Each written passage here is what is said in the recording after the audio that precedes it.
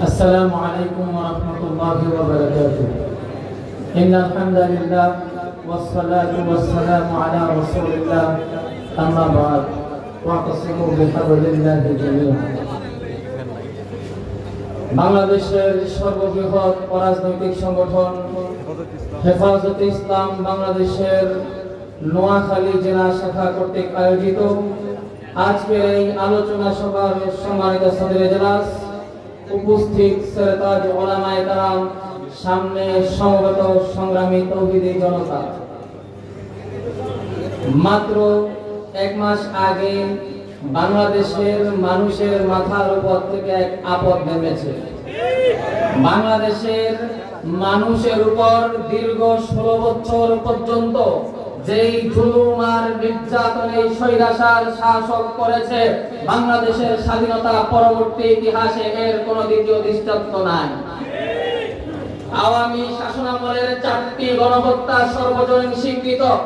2009 সালের পিলখানা ট্র্যাজেডি, যেখানে 57 জন সেনা অফিসারকে হত্যা করা হয়েছে। 2013 সালের শাপলা চত্বরের গণহত্যা, যেখানে রাতের অন্ধকারে মিডিয়া বন্ধ করে দিয়ে, বিদ্যুৎ লাইন বিচ্ছিন্ন করে দিয়ে হাজার হাজার ওলামায়ে কেরামের উপরে নির্বিচারে গুলি করে আলেম ওলামায়ে কেরাম, মাদ্রাসার ছাত্রদেরকে হত্যা করা হয়েছে। 3 নম্বর 2021 সালের মোদী বিরোধী আন্দোলনে হাটহাজারী এবং ব্রাহ্মণবাড়িয়া সহ দেশের বিভিন্ন জায়গার মধ্যে 21 জন ভাইকে শহীদ করেছে। সর্বশেষ 2024 সালে বৈষম্য বিরোধী ছাত্র আন্দোলন, পরবর্তীতে ছাত্র জনতার গণ অভ্যুত্থানে শত শত তৌহিদি জনতাকে, শত শত ছাত্র জনতাকে হত্যা করেছে। এই একটা ঐতিহাসিক গণহত্যার কথা বাংলাদেশের মানুষ জানে, সবাই বিচারেরও দাবি তোলে। আমি আজকে এই 4টা নিয়ে কোনো কথা না বলে ইতিহাসের এক ভিন্ন পৃষ্ঠা আপনাদের সামনে উপস্থাপন করতে চাই। 2013 সালে কায়েদে মিল্লাত আল্লামা জুনায়েদ বাবুনগরী রহমাতুল্লাহি আলাইহি শাপলা ট্র্যাজেডির পরে গ্রেফতার হয়েছেন। আপনারা সবাই দেখেছেন, পায়ে হেঁটে জেলখানায় গিয়ে পঙ্গু হয়ে হুইলচেয়ারে করে বের হয়েছে। জীবনের শেষ মুহূর্ত পর্যন্ত আল্লামা বাবুনগরী 2 পায়ের উপর দাঁড়াতে পারে নাই। 2021 সালে মোদী বিরোধী আন্দোলনের পরে আল্লামা মামুনুল হক দামাত বারকাতুহুম পায়ে হেঁটে জেলখানায় যাওয়ার পরে প্রেসের উপর ভর করে জেলখানা থেকে বের হয়েছে। আমরা কারাগারের মধ্যে আমাদের উপরে কি নির্যাতন হয়েছে এটা আপনাদের অজানা। আমাদের আজকের এখানে অন্যতম অতিথি মাওলানা হারুন ইসহাক, যিনাকে কারাগারের মধ্যে স্টাম্প দিয়ে একের পর এক পেটানো হয়েছিল। মাওলানা আজিজুল হক ইসলামাবাদী, যিনাকে রাতে 12টার পর থেকে নিয়ে ফজরের নামাজ পর্যন্ত মুখের মধ্যে চোখের মধ্যে কালো কাপড় বেঁধে এক নাগারে রডার স্টাম্প দিয়ে পেটানো হয়েছে।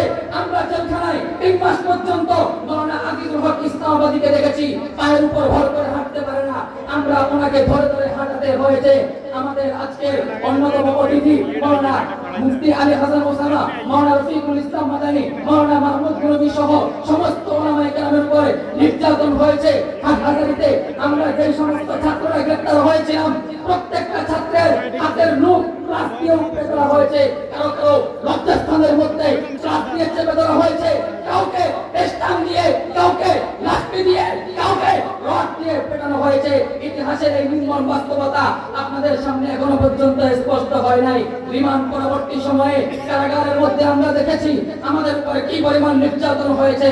স্বাভাবিকভাবে সমস্ত কারাগারের আসামিরা, খুনের আসামি, গুমের আসামি, যত দর্শনের আসামি, মার্ডার মামলার আসামি, সবাইকে সপ্তাহে 10 মিনিট পরিবারের সাথে মোবাইলে কথা বলার সুযোগ দেওয়া হতো।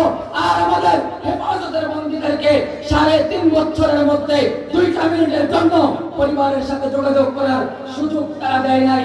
আমরা আজকের এই হেফাজতের মঞ্চ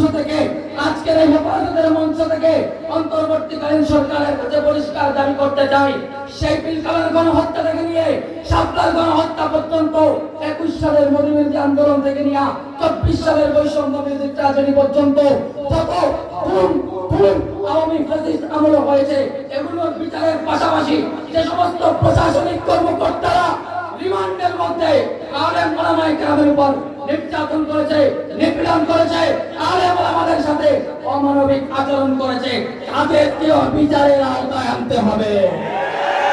আমি আপনাদের কাছে জিজ্ঞেস করতে চাই, গণহত্যাগুলোর বিচার, আলেম ওলামায়ে কেরামের উপর যে নির্যাতন হয়েছে, এই নির্যাতন সহ হেফাজতের 13 দফা দাবি আদায়ের লক্ষ্যে যদি কেন্দ্রীয় হেফাজত থেকে মাঠ পর্যায়ে আন্দোলনের ঘোষণা আসে, জীবনের শেষ রক্তবিন্দু দিয়ে হলেও সেই আন্দোলন সফল করতে কারাগারে প্রস্তুত। নাসরুম মিনাল্লাহি ওয়া ফাতহুন করিম। আসসালামু আলাইকুম ওয়া রাহমাতুল্লাহ।